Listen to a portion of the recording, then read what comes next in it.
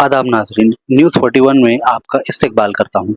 आज हम शहर के इंतहाई सुलगते मौजू पर बात करेंगे। शहर में आवारा कुत्तों की धमा चौकड़ी, जिसकी वजह से मुज़ाफ़ाती इलाके के लोग काफ़ी परेशान हैं।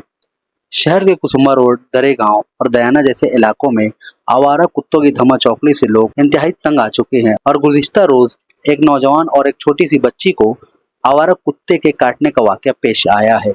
अगर देखा जाए तो शहर के एमएलए करोड़ों रुपए के फंड से रोड गटर तामीर कर रहे हैं, तो कहीं साबिक एमएलए की तरफ से कोई तरक्याती काम किया जा रहा है।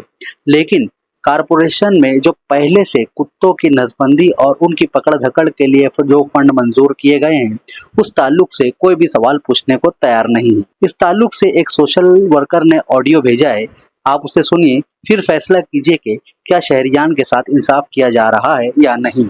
सलीम नगर कुसुम्बा रोड पर कुत्तों की आवारागर्दी, कुत्तों का तांडव। मालेगांव शहर में क्या जंगल राज चल रहा है।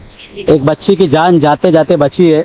उसके दिमाग में जो है सर के ऊपरी हिस्से और साइड के हिस्से पर कुत्ते के दांत के इतने गहरे निशानात है कि उसकी बच्ची की जान भी जा सकती थी, क्योंकि उसने बच्चे को डायरेक्ट सर की तरफ से पकड़ा हुआ था। बच्ची की जान की हानि हो सकती थी, एक जान जा सकती थी जो बच गई।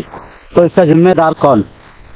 कारपोरेशन, प्रशासक, आयुक्त साहब, इनके बारे में जो है गंभीरता से इस मामले को ले न्यूज़ वगैरह में लगाकर जो है प्रशासन का इसकी जानिब ध्यान दिलवाए कि आवारा कुत्तों का कुछ ना कुछ बंदोबस्त किया जा सके।